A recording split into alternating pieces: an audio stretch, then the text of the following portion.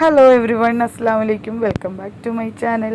അപ്പോൾ ഇന്ന് ഞാൻ വന്നിരിക്കുന്നത് ഒരു അടിപൊളി മന്തിയാണ്. നമ്മൾ യമനി മന്തി, അതാണ് അതിൻ്റെ റെസിപ്പിയാണ്. അപ്പോൾ മുകളിൽ കാണുന്ന മസാലകളെല്ലാം നമ്മൾ നന്നായിട്ടൊന്ന് അരച്ചെടുക്കാം. അതിലേക്ക് ഇടയ്ക്ക് ഞാൻ ചേർത്തത് കുരുമുളകാണ് കേട്ടോ, ക്രഷ് ചെയ്ത കുരുമുളക്. ചിക്കൻ ഇതുപോലെ നന്നായിട്ടൊന്ന് കുത്തി കൊടുക്കുക, ഒരു ഫോർക്ക് വെച്ച് നന്നായിട്ട് തന്നെ ഒന്ന് കുത്തി കൊടുക്കുക, നമ്മൾ മസാലയൊക്കെ ഉള്ളിലേക്ക് അങ്ങ് വേഗം പിടിക്കാൻ വേണ്ടിയിട്ടാണ്.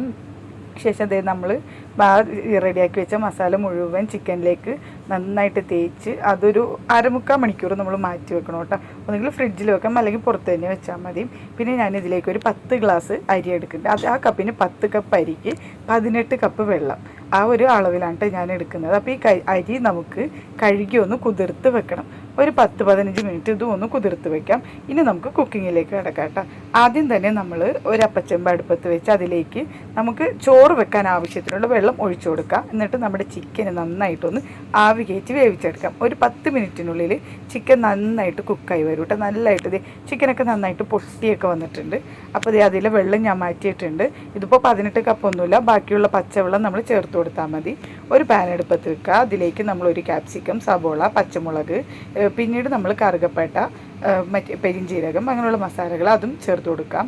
അത് ചേർത്ത് നന്നായിട്ടൊന്ന് വഴിച്ചിട്ട് നമ്മൾ നേരത്തെ മാറ്റി വെച്ച വെള്ളമിലെ ചിക്കൻ്റെ സ്റ്റോക്ക്, ആ വെള്ളം നമുക്ക് ഇതിലേക്ക് ഒഴിച്ചു കൊടുക്കാം. വെള്ളം ഒഴിച്ചു കൊടുത്ത് നന്നായിട്ട് തിളക്കുമ്പോൾ ആവശ്യത്തിന് ഉപ്പൊക്കെ ഇട്ട് കൊടുക്കാം കേട്ടോ.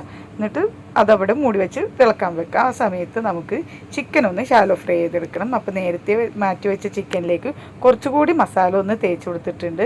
എന്നിട്ട് ഞാനിതൊന്ന് മൂടി വെച്ച് കുക്ക് ചെയ്യുമ്പോൾ ചിക്കൻ അധികം ഡ്രൈ ആയി പോകില്ല കേട്ടോ. ഇപ്പോൾ അതേ വെള്ളം തിളച്ച് അതിലേക്ക് നമുക്ക് അരി ഇട്ട് കൊടുക്കാം. അരി ഇട്ട് അതൊന്ന് നന്നായിട്ട് വെന്ത് വരുമ്പോൾ ഞാൻ വേറൊരു പാനിലേക്ക് മാറ്റുന്നുണ്ട് കേട്ടോ. ആ വീഡിയോ എനിക്കിവിടെ കാണിക്കാൻ പറ്റിയില്ല, അത് ഇതിൽ നിന്ന് സ്കിപ്പായി പോയതാണ്.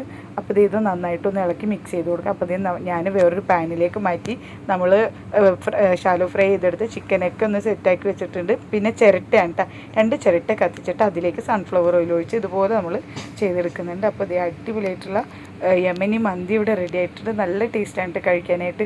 ചിക്കൻ ആവിയെ വേവിച്ചുകൊണ്ട് തന്നെ നല്ല ജ്യൂസിയാണ്, ടേസ്റ്റിയാണ്. അപ്പോൾ ഇതേ മന്തി, നല്ല അടിപൊളി മന്തി ഇവിടെ റെഡി ആയിട്ടുണ്ട്. എല്ലാവരും ഇതുപോലെ ഒന്ന് ട്രൈ ചെയ്ത് നോക്കിയിട്ട് നിങ്ങളെ ഫീഡ്ബാക്ക് അറിയിക്കാൻ മറക്കരുത്. ഒരു അടിപൊളി ടേസ്റ്റുള്ള മന്തിയാണ്. അപ്പോൾ ഇത്രയുള്ള ഇന്നത്തെ വീഡിയോ. എൻ്റെ വീഡിയോ നിങ്ങൾക്ക് എല്ലാവർക്കും ഇഷ്ടപ്പെട്ടിട്ടുണ്ടെങ്കിൽ ലൈക്ക് ചെയ്യുക, ഷെയർ ചെയ്യുക, സബ്സ്ക്രൈബ് ചെയ്യാനൊന്നും മറക്കരുത് കേട്ടോ.